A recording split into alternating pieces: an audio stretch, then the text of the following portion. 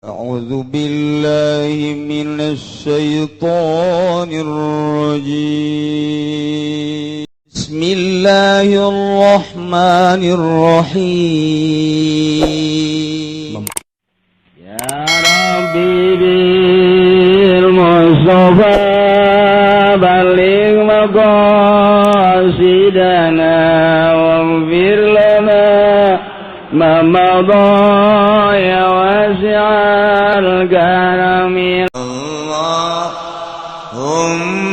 صل على سيدنا محمد وعلى آل سيدنا Muhammad.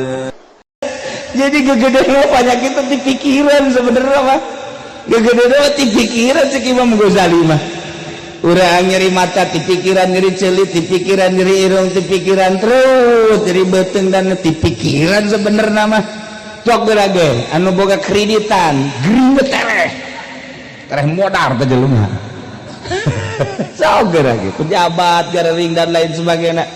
Tetapi lamun urang ka Allah, Masya Allah lepas. Assalamualaikum warahmatullahi wabarakatuh.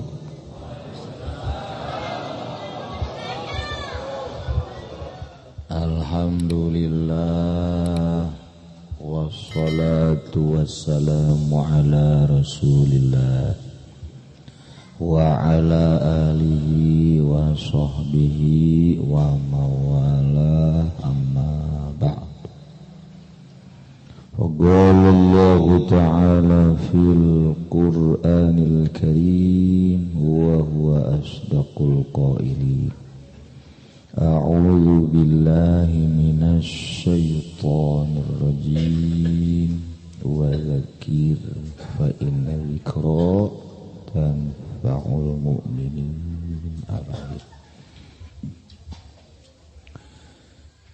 Terlebih dahulu marilah kita sama-sama memanjatkan puji dan syukur kehadirat Allah Subhanahu wa ta'ala yang telah memberikan berbagai nikmatnya kepada kita sekalian, terutama nikmat yang amat besar ialah nikmat iman dan Islam. Salawat serta salam semoga tercurah kepada junjungan alam Kangjeng Nabi kita, Kangjeng Nabi Muhammad sallallahu alaihi wasallam beserta para keluarganya dan para sahabat-sahabatnya, juga para pengikut-pengikutnya ila yaumil qiyam. Yang saya muliakan para kesepuhan Kampung Doyong, Kampung Doyong.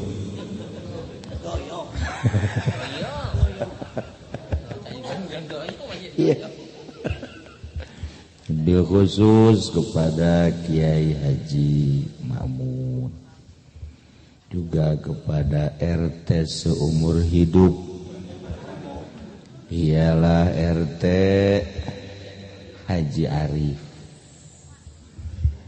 juga kepada tamu yang jauh dari planet sana, ialah Profesor Dr. Kiai Haji Supendi beserta kru baca manakib. Alhamdulillah pada malam ini kita kumpul di rumah Bapak Dr. Haji Mujiono yang saya hormati. Mudah-mudahan berkumpulnya kita di sini dalam rangka walimatul arus, mendapat rahmat dari Allah Subhanahu wa taala, sehingga setelah kita kumpul di sini pulang minimal perut kenyang, minimal. Tetapi urusan perut mah gampang, yang penting urusan pencerahan hati. Mudah-mudahan hati kita semua jadi terang, jadi terbuka, sehingga menjadi luluh. Akibat dari luluh terang cerah, jadi nanti hari Minggu kita kondangan. Ya amin atuh. Hari Minggu atau hari Senin. Saya insya Allah nikahkan Minggu ba'da zuhur. Jadi nikah hari Minggu, resepsi hari Senin. Para jamaah kaum muslimin wal muslimat rahimakumullah. Kalau saya ngedengar marhabat tadi seneng di kota, doyong kan kota. Kota kebanjiran. Wong di televisi aja ada, di Kompas juga beritanya ada, doyong kebanjiran. Katanya, total tuh mana emang? Oh di bawah sono. Di sini bukan total. Iya, doyong sini. Nggak mau dia. Katain total nggak mau. Ya alhamdulillah, saya di perjalanan mendengar berita bahwa Jakarta banjir. Biarinlah Jakarta ini, kata saya kan gitu. Biarin. Ada lagi berita istana juga kebanjiran, orang-orang istana siap boyong ke Bogor. Ya biarin lah, kata saya, pada mati juga ya nggak apa-apalah.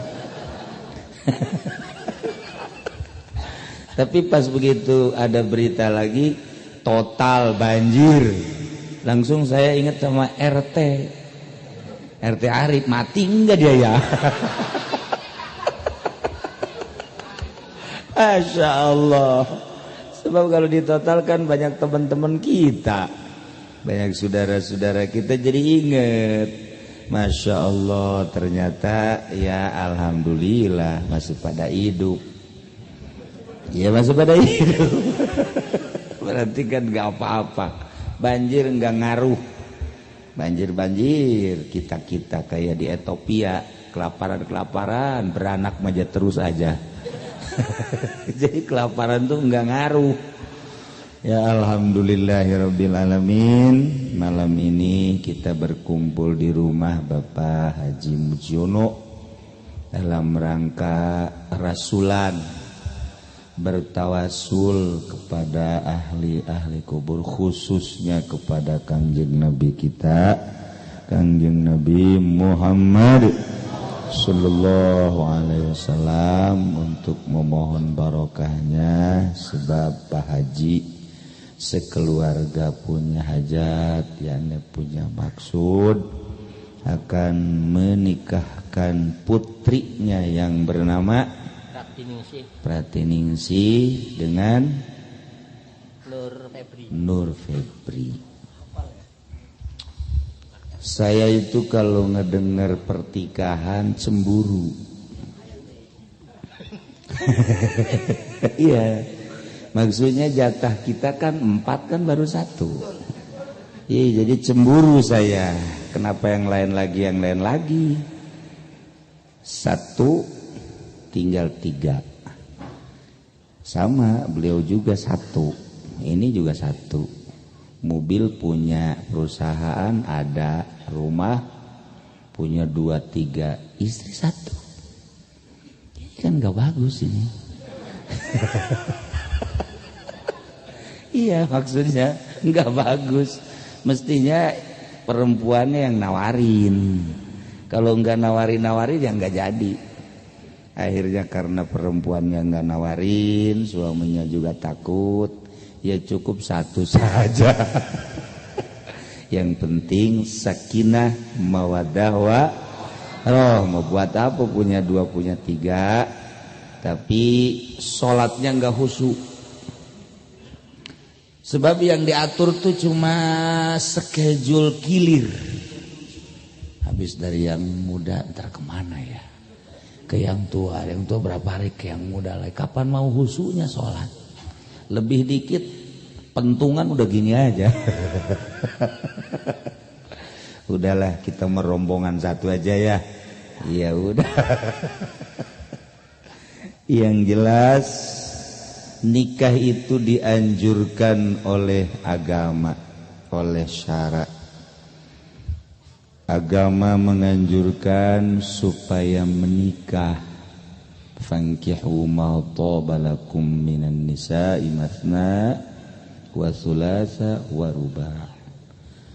An-nikahu sunnati. Nikah adalah sunnahku. Orang yang tidak kawin, yang tidak nikah dibenci oleh Kangjeng Nabi.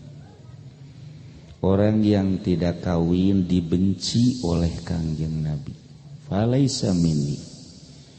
Orang yang tidak nikah bukan termasuk umatku yang sempurna. Masya Allah. Kalau orang yang nikah berarti sudah dianggap umat Kangjeng. Kalau satu saja sudah dianggap, apalagi dua tiga. Sangat dianggap. Iya kan? Masya Allah. Nikah itu perjalanan Kangjeng Nabi. Bahkan seluruh Nabi nikah. Dan ada yang istimewa, Kangjeng Nabi Sulaiman istrinya 1000. 1000. Ya Allah. Maksudnya kok kuat ya? 1000, bahkan pernah dijejer 1000 antri. Maksudnya pengen punya anak laki-laki, kalau malam itu dijima 1000, maksudnya supaya hamil bareng nanti melahirkan laki-laki semua, biar jadi prajurit perang untuk melawan musuh-musuh Allah. Perang gak usah sama orang lain, sama anak saja 1000 udah cukup. Ya Allah, itu Kangjeng Nabi Sulaiman, ya Allah satu malam naikin 1000 kuat. Pamuji walaupun punya obat, 2 aja 2 besok ke rumah sakit. Ke rumah sakit besok. Ini 1000, ya Allah, ya Rabbi. Kuat. Mang Haji sapeting pernah seberapa kali itu. Udah godeng kepala dia. Waduh. Tanpa nikah turunan jadi kurang. Kalau kurang turunan berarti umat jadi kurang. Kalau umat kurang, kalau nanti ada serangan dari Amerika kan susah. Kalah kita. Sekarang makanya Amerika takut sama orang Indonesia. Ini banyak. Jadi jangan dulu tentara dah. Anak-anak kita aja yuk lu sono biar pada mati loh. Perang loh. Ya, kalau dia punya 1000 peluru, ya udah dikasihkan aja 1000 rakyat. 2000 peluru, 2000 peluru, udah tinggal gitu-gitu aja. Jadi tuker-tukeran. Ntar habis peluru kita kan masih hidup. Kawin lagi kita. Para jamaah kaum muslimin wal muslimat rahimakumullah. Jadi lamun urang ieu hirup bersyariat dianjurkeun nikah. Tetapi ketika urang geus manteng hirup ka Allah, kadang-kadang teu hayang ka awewe. Teu hayang ka awewe teh mun mantap. Sebab leuwih indah ka Allah dibandingkeun jeung awewe. Indahan keneh zikir ka Allah dibanding ka awewe. Komo bangsa mobil, motor, tuh nilai ya. Komo ngeridit mah cangkel, cangkel. RT Arif yang ngeridit baik kuru. Di dunia baik kuru, komo di akhirat dibelum sia teh.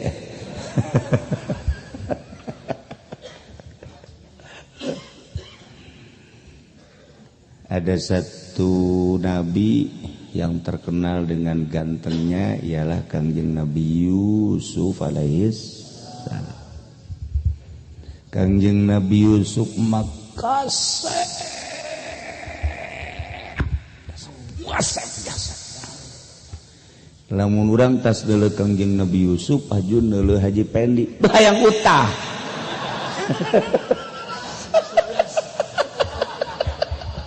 Sebel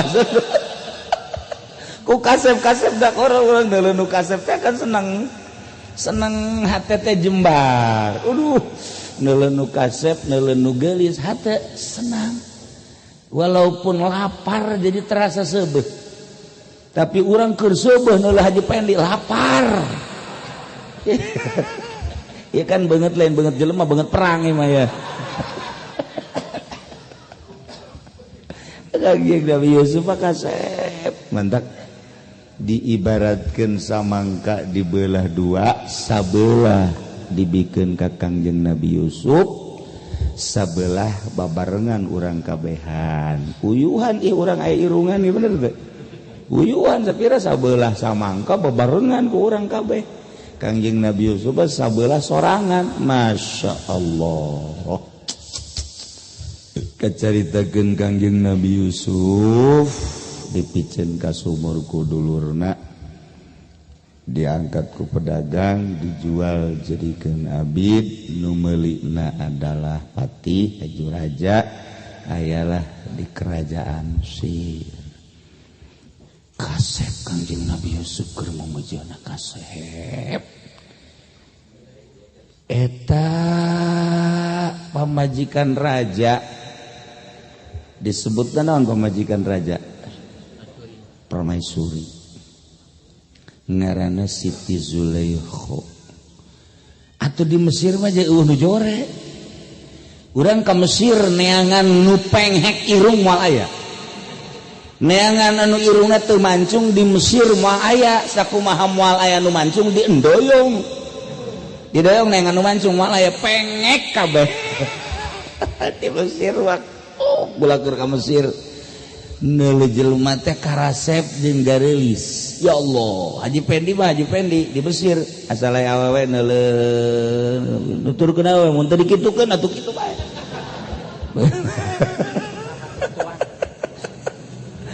Garelis aya teu nabrak trotoar kan lempang teh ya Allah, kaget beureun neuleuh urang Mesir garelis jasa. Pelayan restoran di Paroto padahal eta pelayan ku boloon.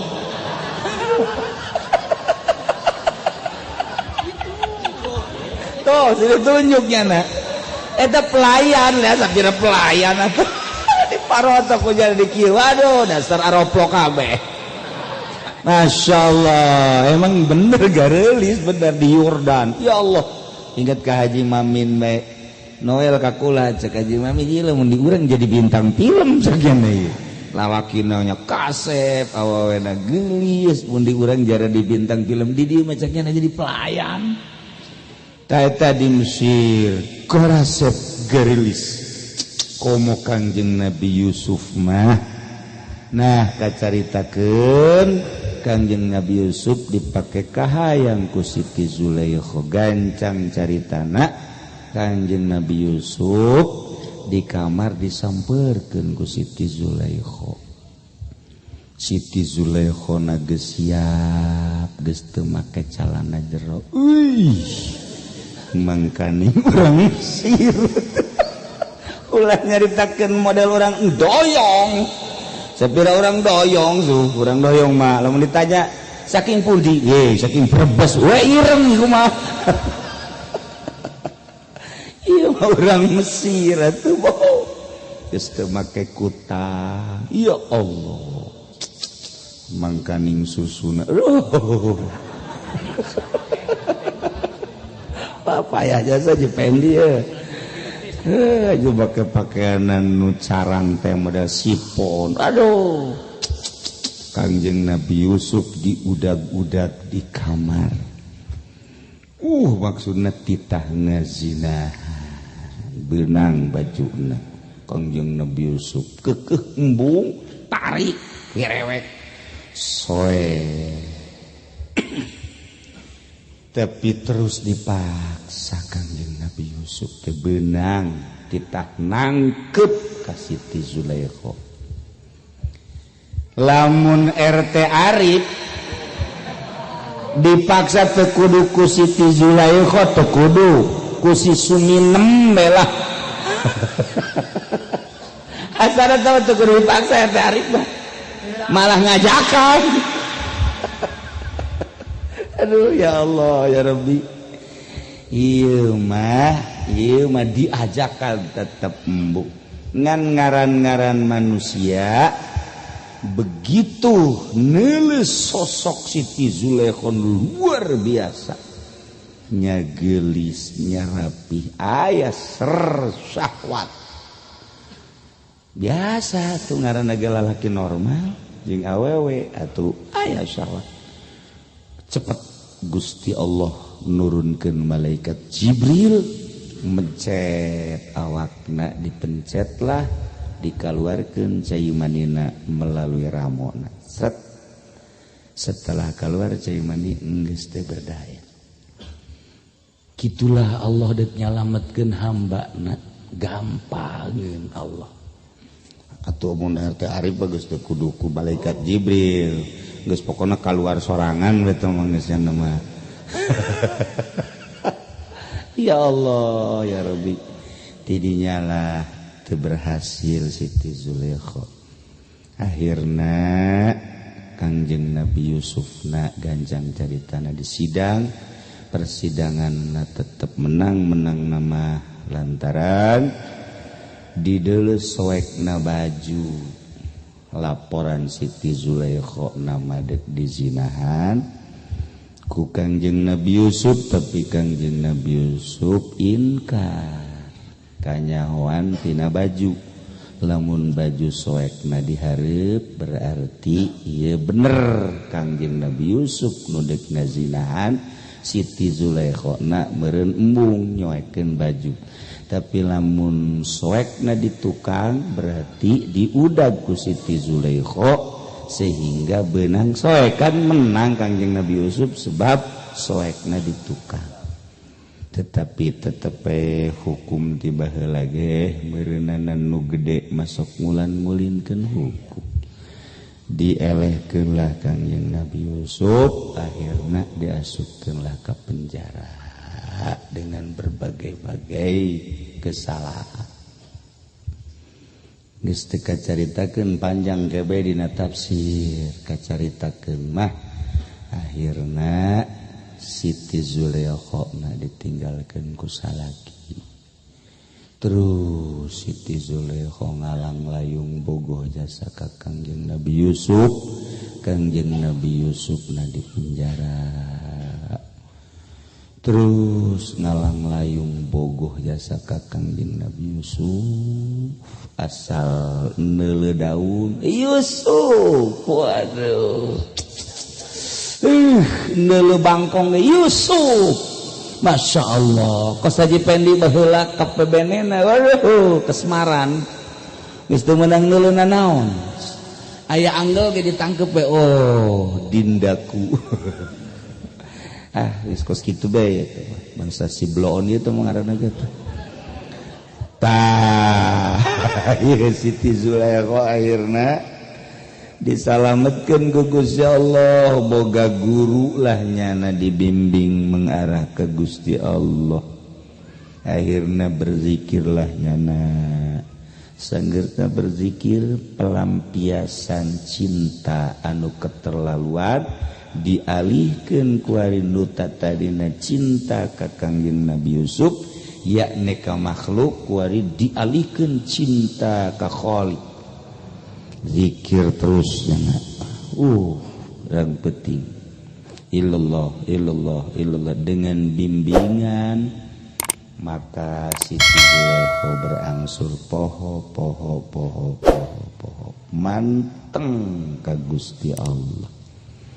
Kuari geus pindah rarasaan nu tadina dedeleuan ieu teh jadi kanikmatan sesuai jeung watakna kuari teu. Nu tadina dedengean indah mun ngadenge suara nu merdu sesuai jeung watakna kuari teu.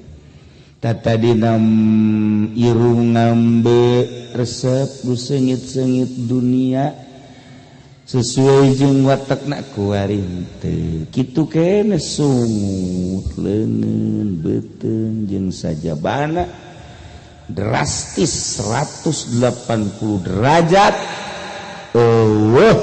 karesep karena urusan dunia beralih ke urusan akhirat. Masya Allah kuari indah jasa Siti Zulaikha. Duta tadina cicing di istana kuari mah cicing di hadapan jembatan. Tetapi keindahan cicing di hadapan jembatan teh ngaleuwihan cicing di istana. Di cicing di istana mariweuh kudu boga pangladen. Tukang ngepel, tukang sasapu ngaladenan dahar nginum pakaian mandi dan lain sebagainya.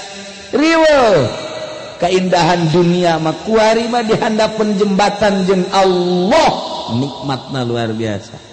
Teu kadenge suara-suara nanaon, teu kadeuleuh makhluk-makhluk, teu kaambe-ambean duniawi. Hiji be Allah mantep biasa. Siti Zulaikha geus teu inget ka makhluk wae ka Allah we cicing handapeun jembatan.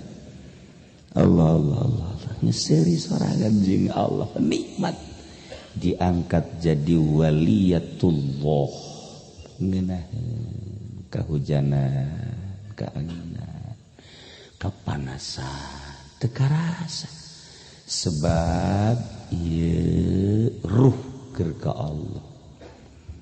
Lamun geus kaedanan Allah moal aya panyakit.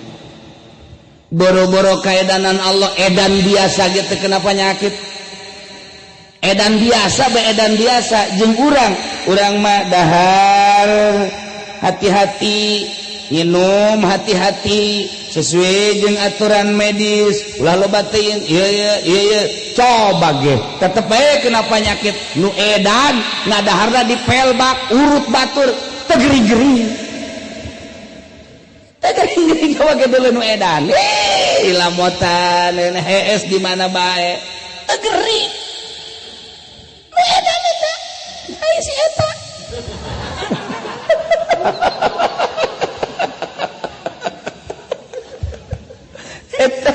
jadi gegede mah penyakit di pikiran sebenarnya mah gegede mah di pikiran cek Imam Ghazali mah urang nyeri mata di pikiran nyeri celit di pikiran nyeri irung di pikiran terus jadi beteng dan di pikiran sebenarnya mah cok gerage anu boga kreditan gering tereh modar teh jelema sok gerage pejabat garering dan lain sebagainya.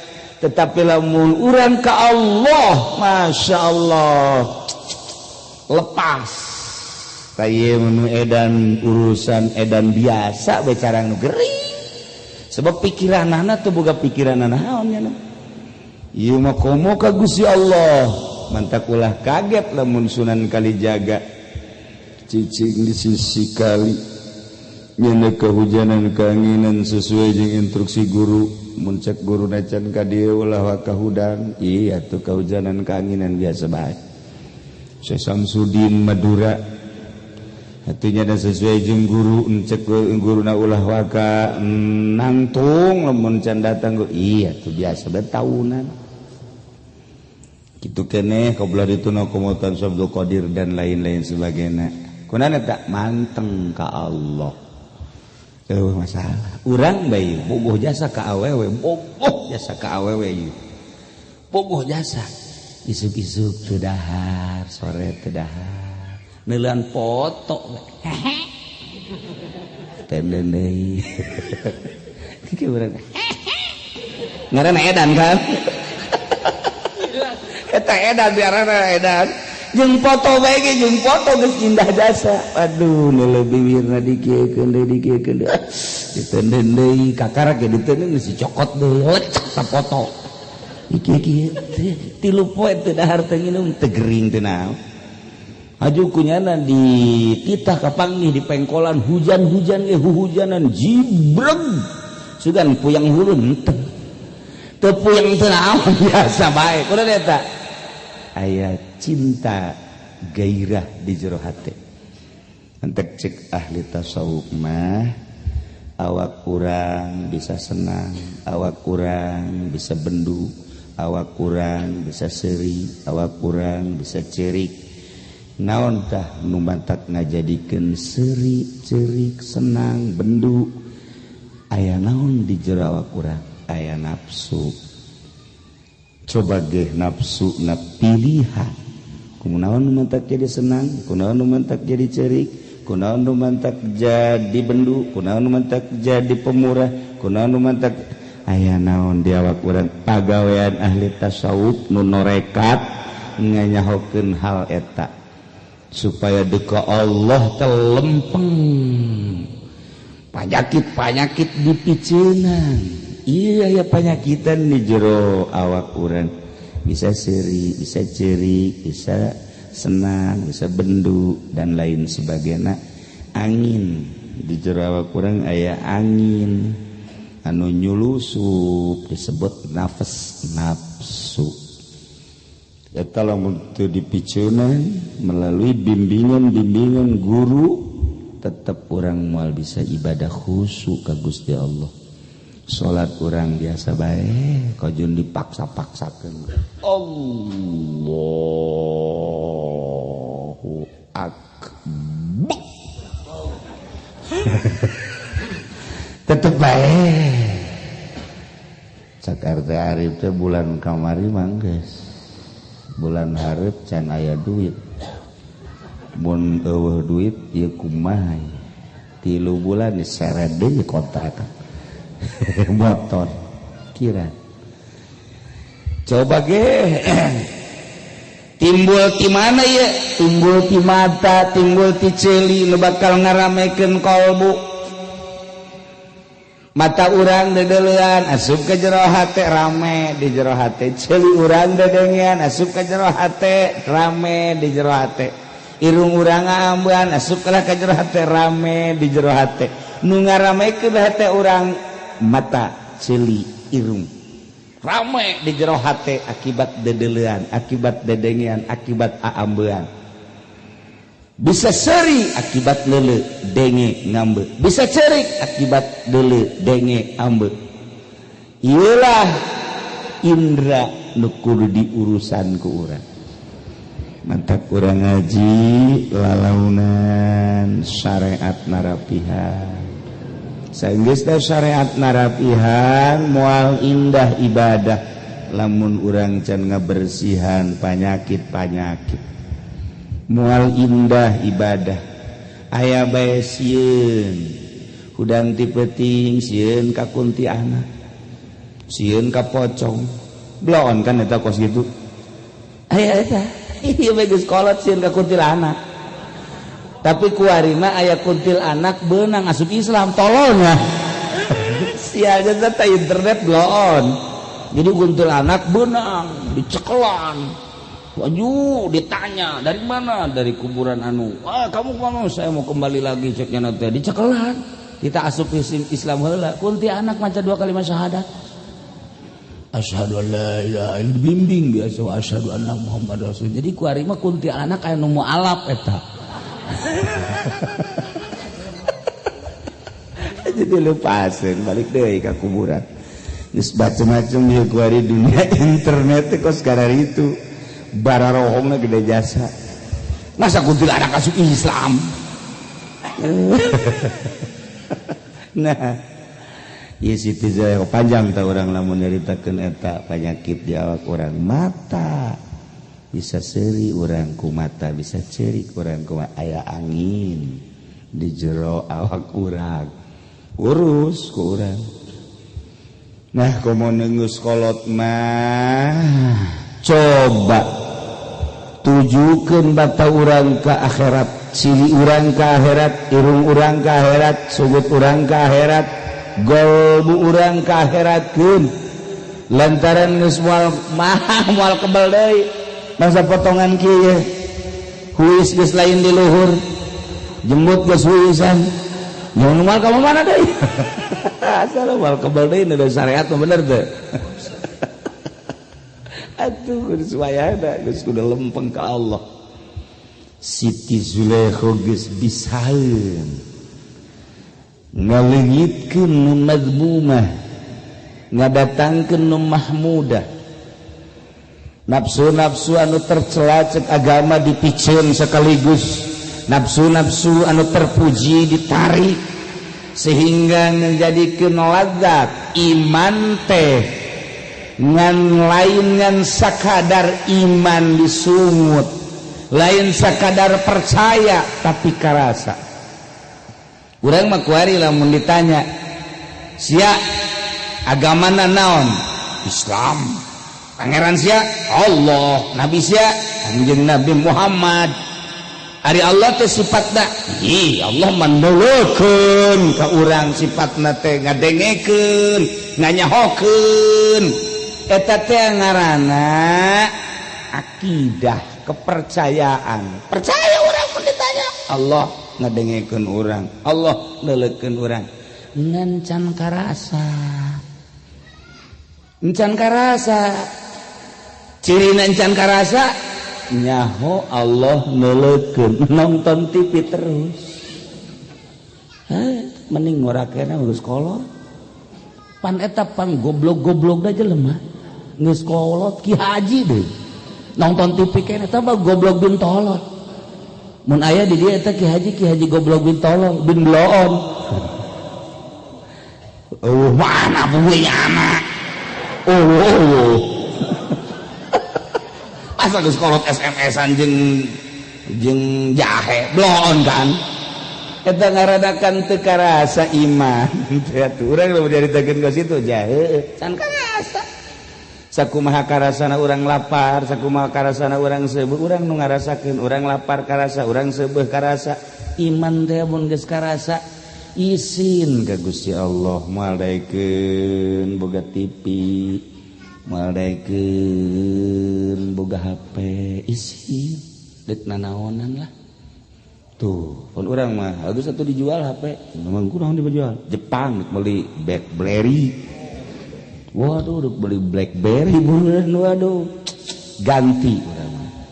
TV kunaon teh dijual? Tasawufnya ai isukna ganti. Nu bude. Tah eta urang iman ngan can karasa. Lamun geus karasa teu hayang nanaon, hayang zikir, maca sholawat, maca Quran, hayang eta teh salat. Hayang teh salat. Ieu teu kadengean ku Siti Zulaikha langsung kieu ilallah Allah geus geunah kuai rupa geus jadi nini Siti Zulaikha. Tapi iman jadi mantep ka Gusti Allah. Keur ngora iman luluh sehingga ngudag-gudag Kangjeng Nabi Yusuf barang geus kolot iman manteng teu hayang. Kangjeng Nabi Yusuf kacaritakeun jadi raja, begitu kacaritakeun jadi raja inget baheula teh dipikahayang ku seorang permaisuri ngaran Zulaikha. Dek diteangan cek Kangjeng Nabi Yusuf jaboga pamajikan teh jadi raja mah hendek sabaraha bae oge di zaman harita mangga teh teuing dek diteangan lantaran ieu Siti Zulaikha bogoheun jasa aya nu ngabejaan Tuan Raja Yusuf aya Zulaikha di mana tuh handapeun jembatan diudag ku Kangjeng Nabi Yusuf. Kangjeng Nabi Yusuf make pakaian kebesaran kerajaan, make mahkota kerajaan, kuda anu disiapkeun kuda di istana. Berangkat Kangjeng Nabi Yusuf sorangan dek nyamperkeun Siti Zulaikha kapanggihandapeun jembatan. Assalamualaikum. Cicing bae Siti Zulaikha. Assalamualaikum. Cicing bae. Tanya assalamualaikum. Cicing. Toel aku Kangjeng Nabi Yusuf. Neng. Waun teu ka akang. Teu cek kieu. Deuleu lah deuleu ieu nu kasep teh anu kasep. Teu wau cek Siti Zulaikha. Ke coba. Ieu lain Zulaikha. Cicing bae. Coba pandang ieu saha. Teu wau cek. Sugan di hati aya saha anu dipake ka deudeuh ka memeting ka cinta. Eueuh. Nu aya di hati saha kuari? Eueuh, iwal ti Allah. Masyaallah. Ieu tah deuleu coba sahanya ieu? Ieu Yusuf. Oh Yusuf cek Siti Zulaikha. Yusuf ieu. Jangan sakikituna. Aduh. Ya Allah. Cakang Yusuf haramat Zulaikha. Hayu urang ka istana. Embung cek jang naon dunya. Lain pan maneh baheula teh ngudak kula ieu kula wari Yusuf geus jadi raja ieu urang ka istana. Baheula kaula ngudag-gudag maneh keur can wawuh jeung Allah.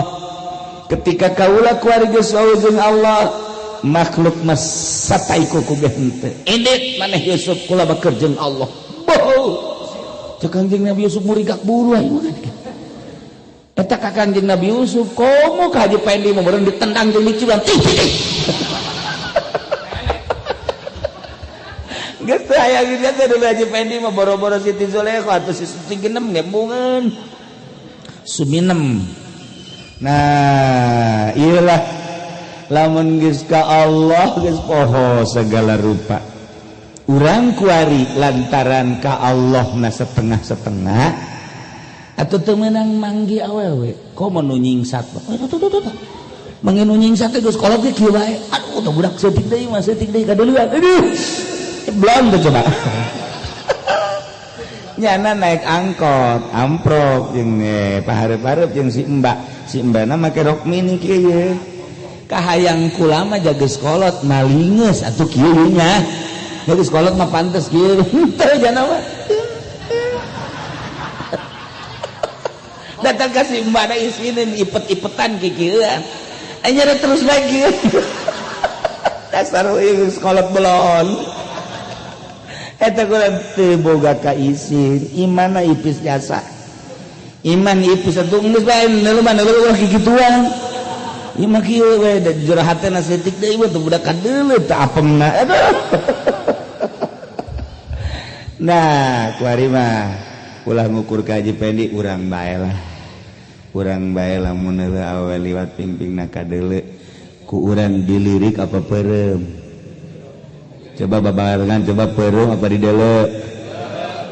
Terus RT bloon. Atuh eta mah ukuranna kitu bae sih.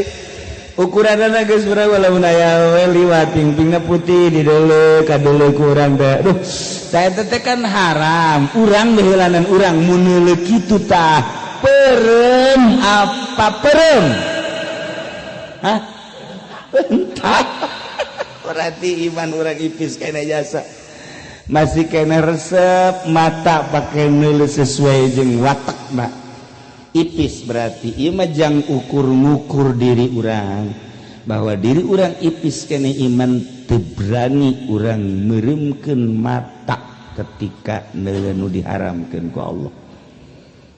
Meureun aya zina ona meureun urang ge embung aya zina mah meureun misalna aya awewe rangda aju ka Haji Arif ci ka dieu aya naon kula mah ieu asal disarean bae sedekah lillahi taala. Cak Arif teh sodako si sodako. Embung aing tetep kudu lagi percayalah ka RT Arif aya kudu numpakan mah pasti madaekeun. Wah, kudu lagi iman mah ayaan nya ge. Aya kudu numpakan membungeun nya ge. Embung aing cek nya mau jore mah. Embung.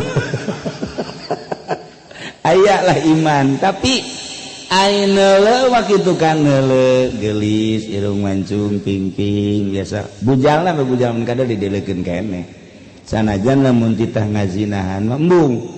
Berarti kan iman orang teh pohara tah ipis komo datang ka daek zina mah naudzubillah min karena ieu mah keur carita bahwa ketika urang encan manteng ka Gusti Allah neuleuh awewe resep bae ketika orang manteng ka Gusti Allah contona Siti Zulaikha geus embung kalau itu nama panjang akhirnya mah tetep dingorakeun deui mukjizat ti Gusti Allah panjang dongeng ieu mangan eta bae keur carita urusan syahwat mun urang bisa bersihan nafsu-nafsu urang loyog urang ge lain deui kadeuleu loyogna lain deui leumpangna lain deui lirikanna lain tak kadeleuan aya jelema bisa ibadah di hiji lembur kadeleu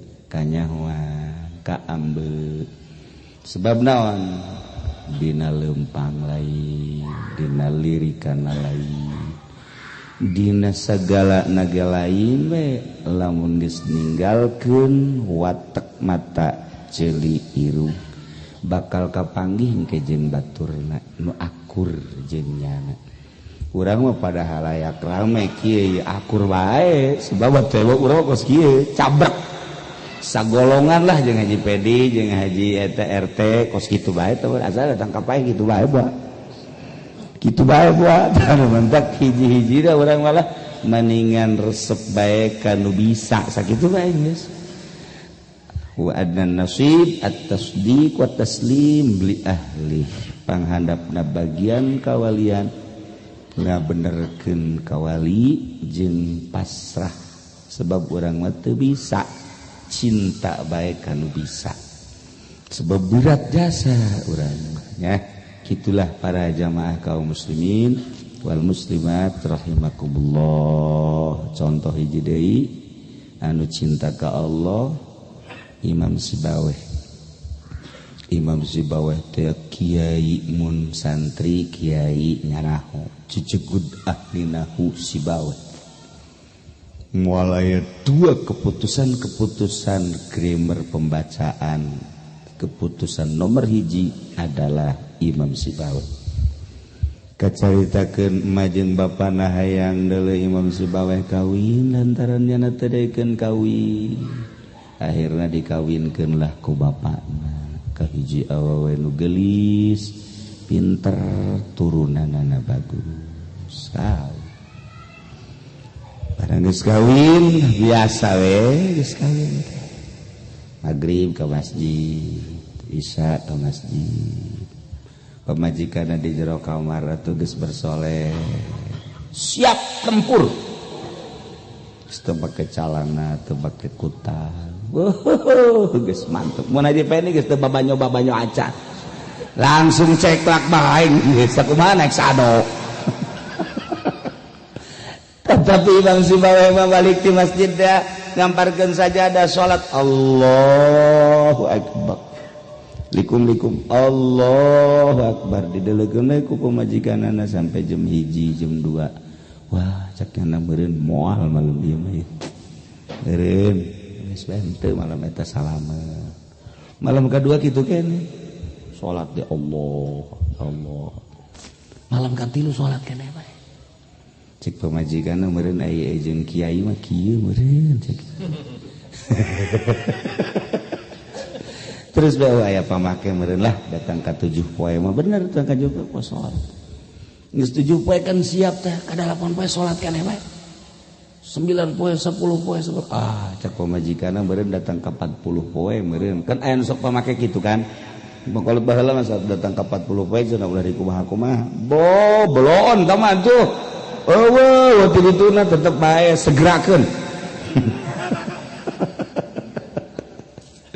Kata 40 poe masih kena sholat kena baik. Ya Allah. Akhirnya 41 pabajikana langsung bae tas diturunkeun baju diasup-asup ke bebenah. Isuk-isuk langsung bebejakan di tohana. Di ka mana Neng? Balik cek. Kunaon emang? Teu kunaon. Cih. Ieu kumaha emang aya naon jeung salaki? Teu aya naon. Pat aya naon si balik? Teu bae teu aya naon. Si bawe ka dieu cek mana? Ieu pamajikan deuk balik emang kunaon? Teu kunaon mah. Neng emang aya naon ributan henteu. Si bawe emang kunaon ieu? Cetek. Neng pan deuk balik emang kunaon? Puguh teu aya naon sakali mah. Maksudna teh aya naon teh kumaha? Tanyakeun we cenah kakak kumaha. Si bawe emang teu kunaon pan ieu bisa. Bejakeun. Cek pamajikanana nya nama salat, maca Quran, ngarang, salat. Quran ngarang sholat. Jadi itu pamajikan teu dituah-tuah. Henteu. Kunaon emang si bawe? Leuwih resep ka Allah batan ka pamajikan. Ya Allah. Haji Pandi mah Haji Pendi leuwih resep ka pamajikan batan ka Allah. Tuh, tilok baca Quran unggal peuting. Geus wae nya nama ngomean susu malulu. Mentak ditanya anak sabaraha? 15. Eleh kotok rintik mah tuh. Atuh teu naon. Nah iyalah sosok-sosok manusia anu cinta jasa ka Allah terabaikeun urusan kanikmatan dunia. Ieu mah keur carita batur ngokos kitu. Teu bisa babagi nyana aya waliullah nu bisa babagi loba itu Imam Syafi'i madzhabul arba'ah jeung nu sajaba-sajabana tu Kangjeng Nabi biasa. Ieu mah keur madzhab mah moal, madzhab mah ditarik ku Gusti Allah ke manusiaanana dieuweuhkeun sehingga poho ngan ka Allah hungkul.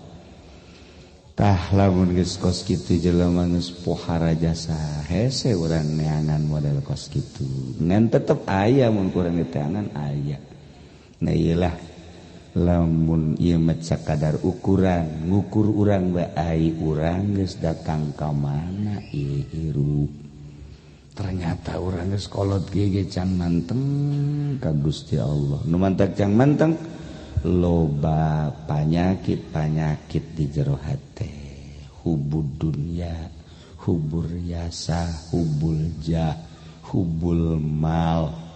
Aya godob teu meunang salah saeutik jeung jelema bendu, marah, hiri etalah panyakit-panyakit eta. Hayang ka alam ria ngaranna, ujub dan sajbana. Urang lalaunan, picenan, saeutik-saeutik abeh urang mantep menghadap ka Gusti Allah Subhanahu wa ta'ala. Para jamaah kaum muslimin wal muslimat rahimakumullah, ieu mah carita soal antara lalaki jeung awewe seperti kos kitu. Ieu urang doakeun kedua mempelai mudah-mudahan diparanjangkeun umurna, dikuatkeun jodona, dibere keturunan anu soleh nu solihah, dibere rizki anu loba jang ibadah, sehingga akhir hayatna aya dina ridho Allah Subhanahu wa ta'ala.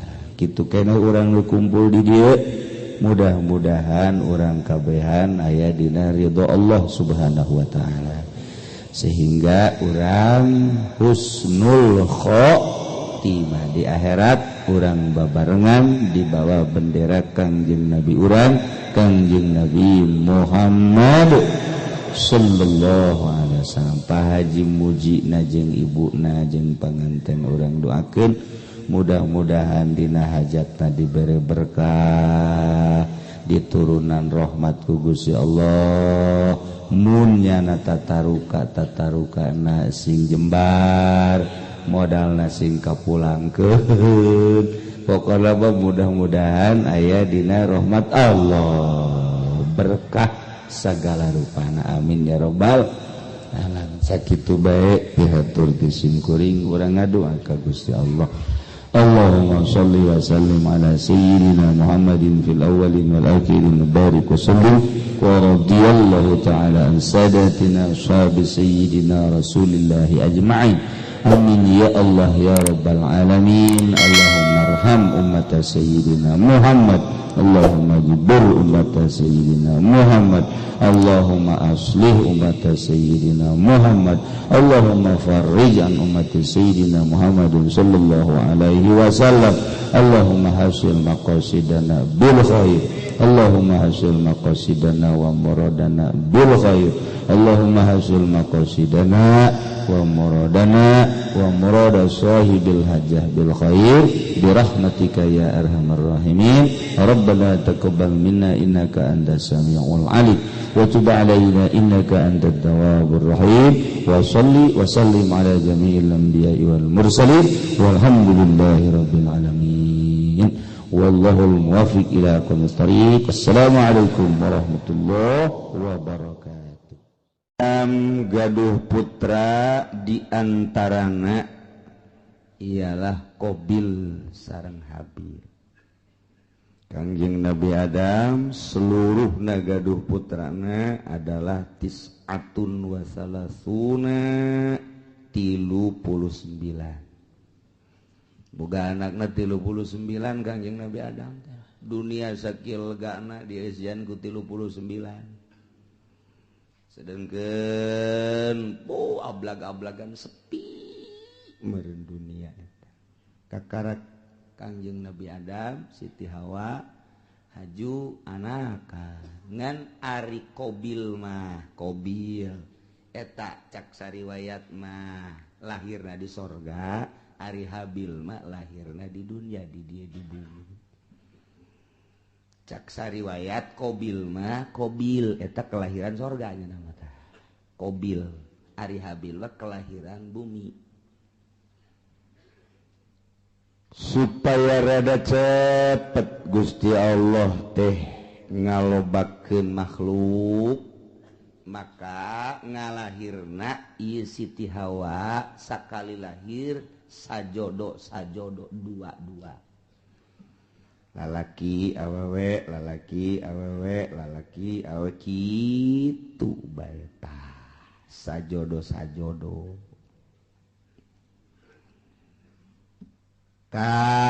Kabeneran Qabil mah ngajodokna ieu jeung hiji awewe nu ngaran Iqlima gelis. Ai Habil sajodona jeung Labuda rada kurang gelis. Modal berbes lah gitu. Rada kurang gelis. Sedangkan instruksi ti Gusti Allah kawin teh silang. Disilang kawina lamun tadi Qabil ngadulurna ieu adalah jeung Iklima, tah si Iklimana kudu kawina jeung Habil. Habil anu tadi kaluarna ngajodokna teh jeung Labuda, tah Labuda kawina teh jeung Qabil. Jadi disilang-silang. Anu pertama lalaki awewe, nu kadua lalaki awewe. Tah lalaki nu kadua kawin ka awewe nu pertama. Lalaki nu pertama kawin ka awewe nu kadua. Kitu bae tah silang ulah dikawin kuno babarengan jeung ngalahirna harita. Jadi teu meunang bareng jeung kembaranana. Eta lah hukum di zaman Kangjeng Nabi Adam alaihis. Kawin dipersilakan geus aya instruksi kawin, cuman instruksi hukumna kudu disilang teu meunang jeung kembaranana. Eta hukum mulai tadi dijatah. Lantaran begitu diinstruksikan kawin, umur kakarak 20 tahunan kabeh ge. Instruksi ti Gusti Allah kawin seperti eta, sak ti Qabil kakakna ngeunah bae sia Habil dikawinkeun ka kembaran aing geulis ka mapan ayeuna si bae. Kawin ka kembaran sia ieu. Dideuleu atuh kulit Ya Brebes lah. Cak kurang Brebes, emang ulu gelis gitu di Brebes. Tah eta kos kitu tah. Jadi kurang naon gitu amperna kurang naik mobil. Jol we iblis datang ka jero hatena mulai ta iblis. Iblis ge pan diusir di sorga leuwih ti heula pan iblis. Wah ini cak iblis bakalan gua. Asup ka jero hatena, Bil. Siapa pan kelahiran sorga sarua jeung aing. Mulia urang atuh. Habil onam kelahiran bumi India. Urang mah lain deui mulia tuh. Nu mulia ulah sok kawin ka nu jore. Penghinaan engke nu timbul. Tetep mulia mah kudu ka nu geulis bae. Mun kawin ka nu jore mana teuing engke jelema jeung ka kadituna anak incu. Oh, kobil mah kawinna ka nu jore. Tah eta kan isin tah Bil. Cak juri deh, cak juri. Ya, pugu cak jangan teh. Pugu embung ieu ge. Eta mah abah ngomong, cenah hukum-hukum ti Allah eta bohong sebenarnya mah. Eta bohong eta eueuh ti dituna eta mah ka bisa abah bae abah teh deudeuheun ka Ki Habil ka adi sia nu mentek dikawinkeun kudu ka kembaran sia nu geulis ai sia nu kakakna nu kelahiran di ditu kudu kawin ka adina Habil eta teh lain ti Gusti Allah kajeun kumaha ge bibisaanan bapa sia ada ngaranna instruksi ka ditu demo apa kan itu kamari kan demo ke Jakarta demo pugu ieu ge cak Abil teh aing tetep bae embung kajian kumaha ge embung bae beja ka abahna bah naon Qabil ubah abah bae ieu nu bener ieu utar atur nikah ieu ari kitu instruksi itu Gusti Allah asal teu adil ieu kos kieu ieu manya ai kula dikawinkeun ka nu kurang geulis ari Habil dikawinkeun ka nu geulis tah ieu teh akur kos kieu teh lain ti Gusti Allah kajeun kumaha ge kadengen ku Habil cek Habil teh Qabil ulah kitu aing mah ja ande kata aing titah kawin ka nu jore aing mah daek bae namun bener-bener ieu instruksi ti Gusti Allah aing mah geus kumaha Allah bae lantaran dia moal kembali hidup di dunia engke ge urang bakal baliknya ka Allah darah sia ngomong sangeunahna bae geus bae we ieu mah bohong ieu lain ti Allah ya kajeun kumaha lain ti Allah ieu mah kajeun ti Abah ieu mah emang Abah bangkawarah ya mulai tah eta lamun sok ngerekan Abah teh eta mimitina tah tidinya tah di Cikubaya duaan tah sok ngerekan Abah tah iya Masya Allah mulai tidinya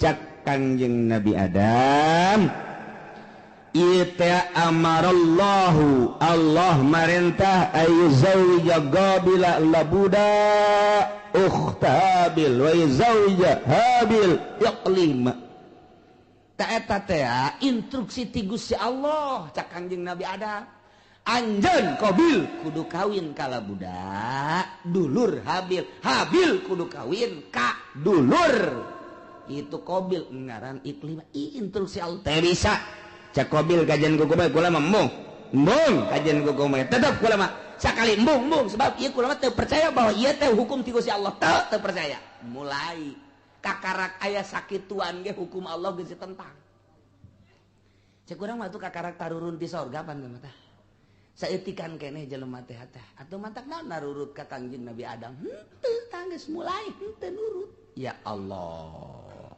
terus bae iblis teh daekeun leupas ti Qabil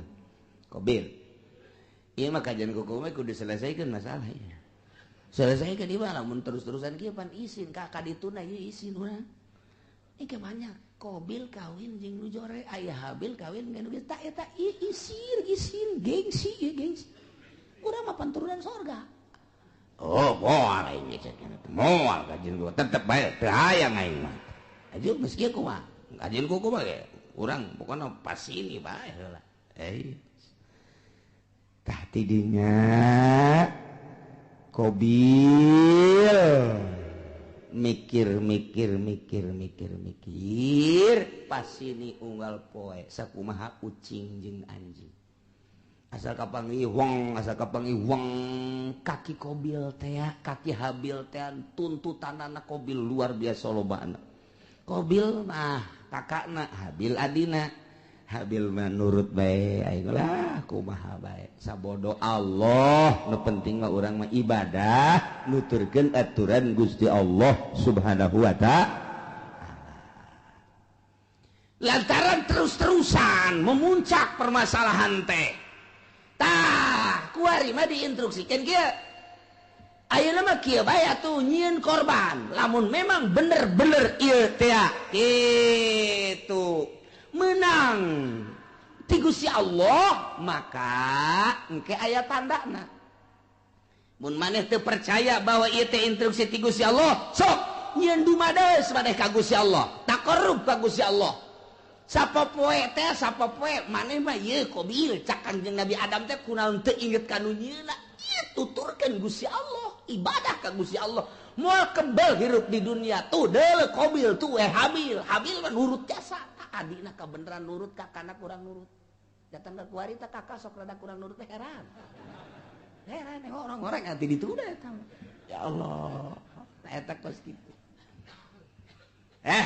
Yes, nyieun korban kuari mah. Nyieun korban. Naon nu dikorbankeun ku maneh Qabil? Ulama supaya Gusti Allah narima ka kula dikorban lantaran kula mah petani hasil tani bae. Ayo. Gerak kumpulkeun. Maneh Habil naon kula mah lantaran pangangon embe kibas kula mah. Cirina naon cak Qabil ieu bahwa korban ditarima ku Gusti Allah jeung teu ditarimana. Engke cak Kangjeng Nabi Adam lamun ditarima bakal turun langsung ti langit. Seuneu. Set engke ngalahap anu ditarima. Mun anu maneh Qabil ditarima bea engke garing dihakan seuneu. Dilentab seuneu. Lamun nu ieu anu diterima nu kono Habil nu embe beak bosna kitu bae. Oke, cek nyana jadi geus. Iya, dikumpulkeun ku nyana harta-harta hasil tatanian. Nu dikumpulkeunana hasil tani mun pare nu pangjore. Nu dikorbankeun teh. Lamun gandrung anu geus pangjore.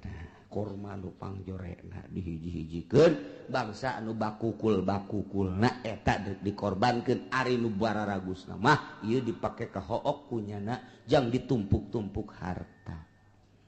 Jore ari ka Habil mah begitu dikorban teh wow neangan umbe nu wang gedena jeung nu wang bagusna dipandian kunyana ieu nu jang Gusti Allah mah ieu korban ka Gusti Allah entakan nu wang gedena wang bagusna wang lintuhna jadi beda karakterna. Ai Qabil mah kos urang Cikupa nu pangjorena bae. Ai Habil mah kos urang Cilongok nu pang bagusna bae. Sia cek urang Cikupa.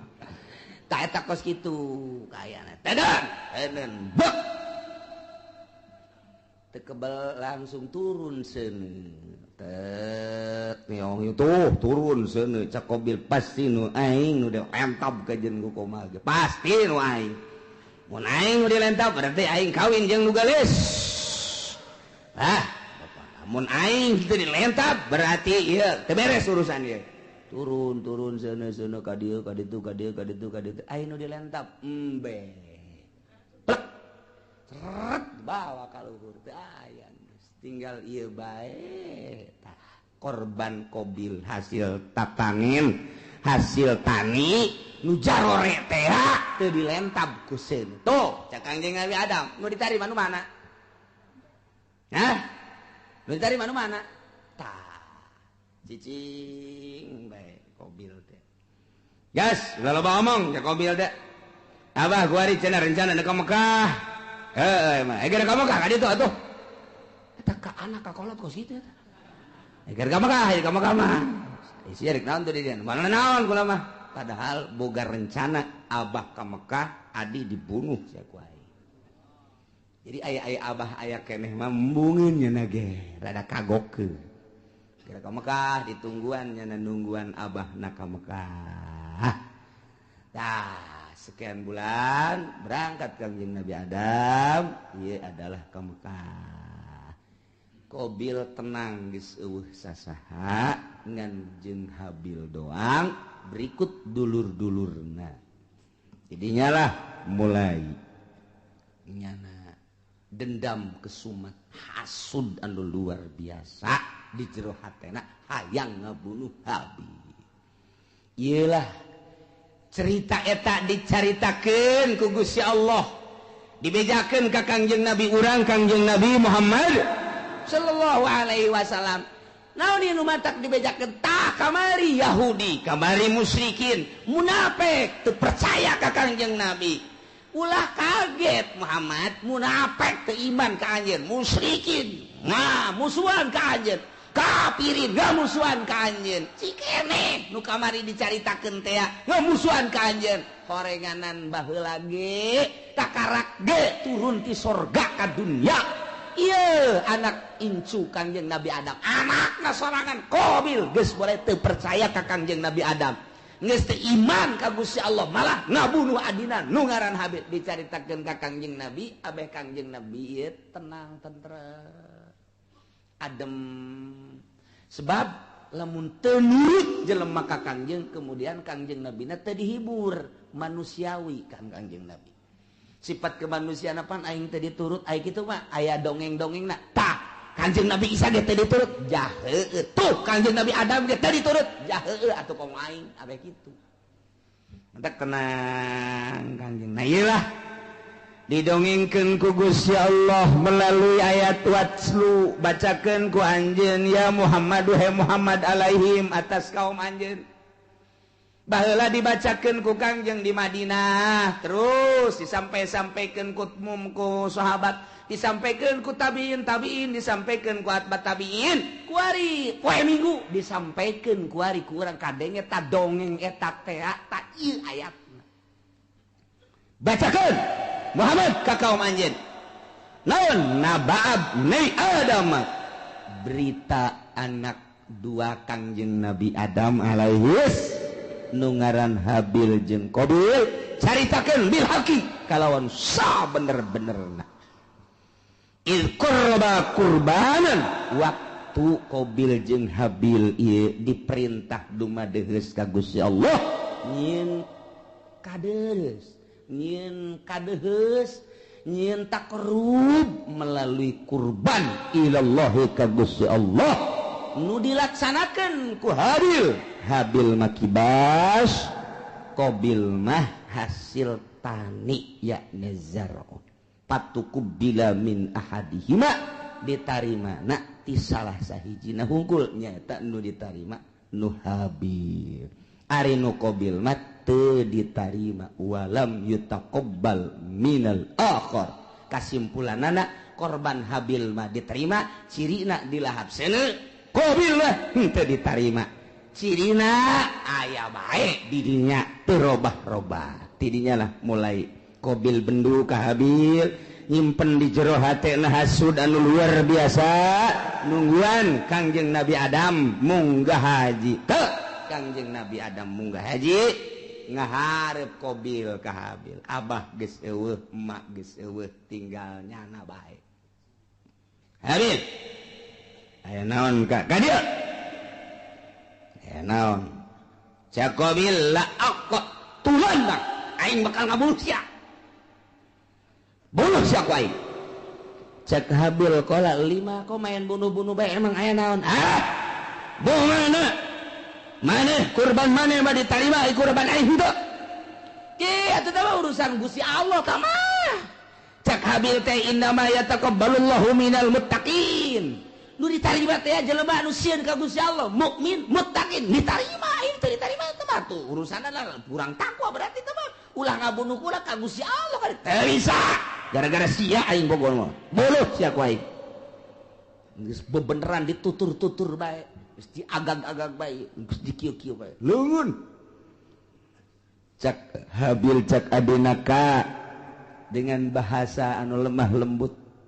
Ka la imbasatta iyadaka ma la imbasatta ilayya iyadaka litaqatulani ma ana bibasiti yadiya ilaik li aqatula. Bahasa lagi daheun Habil Kak dek ngabunuh bae kuramah ieu azan sararieun jasa ka Gusti Allah lain basata yakin pasti nyata lamun kakak ngagerakeun leungeun kakak manjangkeun leungeun kakak ngulurkeun leungeun kakak dek nampiling ka kula kakak dek nyabok ka kula kakak dek kabunuh ka kula ma ana bibasiti ya dia ilai kuring memual kudu males uluran tangan kula memual nyabok ka kakak kula memual ngabunuh di eueuh saeutik terbersit di jero hate hayang ngabunuh eueuh saeutik hayang males kakak ngabunuh kula mah dek cicing bae kakak nampilih kula mah cicing bae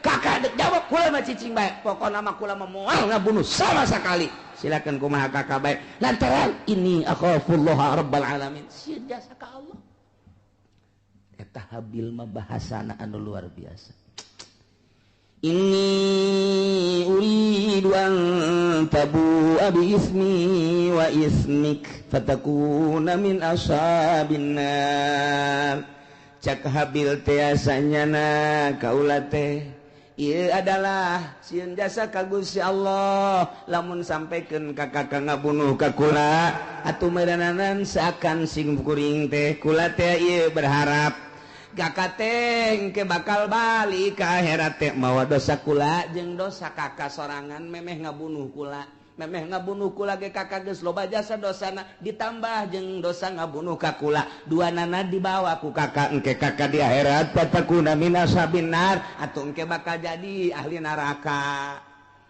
tah ieu bahasana luar biasa aya bahasa inni uridu an tabu'a sanyana kaula ngarepkeun kana yen babalik berarti boga harapan lain boga harapan lantaran eueuh maksud males ngabunuh seakan kos nu mengharap nyana teh dibunuh lain mengharap dibunuh urusan dibunuh mamangga kumaha kakak ngan kula henteu ngamaksud dek ngabunuh lantaran cak Kangjeng Nabi ge al qatil wal maqtul finnar jelema nu ngabunuh jeung nu dibunuh sarua pada asup ka neraka lamun anu dibunuhna boga niatan hayang ngabunuh mantak cak Kangjeng Nabi teh al qatil wal maqtul finnar nu ngabunuh jeung nu dibunuh asup ka neraka cak sahabat Gusti Rasul aya nu ngabunuh mah kaharti ka neraka aya nu dibunuh panu dibunuh ge nyana teh lamun imkan mah hayang ngabunuh oh jaheuh nya nyana ge ngan eleh bae gelutna lantaran eleh kabunuh jangan lagi hayang ngabunuh hayang malas ta eta dumadak alqatil wa maqtul pindah habil mah eueuh maksud ngabunuh kulantaran eueuh maksud ngabunuh dengan bahasa anu lemas disebutna al kalamul jami'ul mani mun cek ahli dilagah mah dumadak bahasana inni uridu an tabu'a bi ismi wa ismika fatakuna min ashabin nar geus pihartieunana aduh kakak lamun kakak sampai ka ngabunuh ka kula jakula mah moal ngalawan teu hayang ngabunuh deui ka kakak atuh engke berarti kakak teh mun balik ka ditu teh mawa dosa dua dosa kakak memeh ngabunuh jeung dosa kula atuh engke di akhirat meureun pinuh ku dosa mangga sakumaha kakak bae kula mangan sakadar nasehatan doang sia ngomong ka situ bala nasehatan sakadar wah ini teu bisa diomong ku kumaha masya Allah.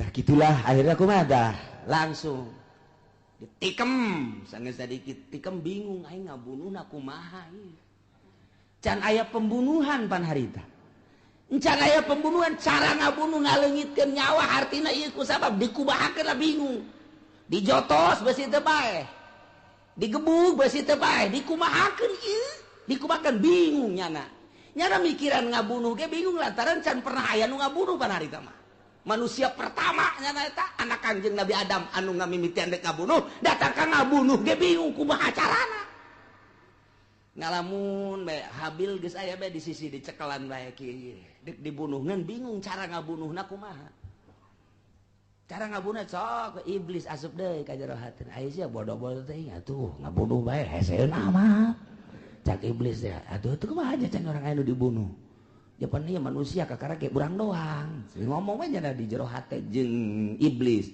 ya kadeulekeun ya deulekeun ya cat bae iblis teh keluar nu hiji tek rupanya jeung iblis itu saja gelut dia barang gelut nu hiji dicekel tek dikahadapeun terus jokot batu digebukeun bulak kana huluna oh tak itu ngabunuh mata jadi dicontohan ku sakadang iblis Masya Allah tuh gitulah Qabil teh oh jahe babarinya eta iblis nu hiji pae kakara pae geus pae nah Habil ku aing geus bisa sebab aing geus kuliah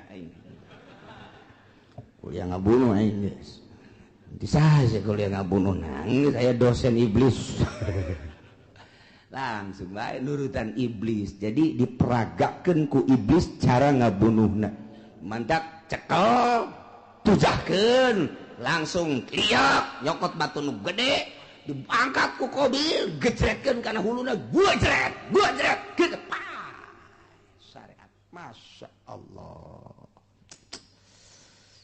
gitulah bakal jadi ahli neraka wa zalika jazaa'ul zalimin nyana jadi ahli neraka babalas jelema nu zalimah tidinya lantaran keheul jeung keukeuh bae hayang ngabunuh fatawaat maka ngagoda zayanat ngahiasi lahu ka Qabil nafsahu kana nafsu naqatslahi kana ngabunuh dulurna nu ngaran Habil diperagakeun ku iblis faqatalahu maka dibunuhlah ku Qabil Habil dengan cara diperagakeun kos sakumaha iblis fa asbaha minal khasirin barang geus paeh ngalangsa lantaran iblis kalaluar tina hatena ditinggalkeun kabur malah kadenge kaburna ge hayu sia cilaka Qabil cak iblis kan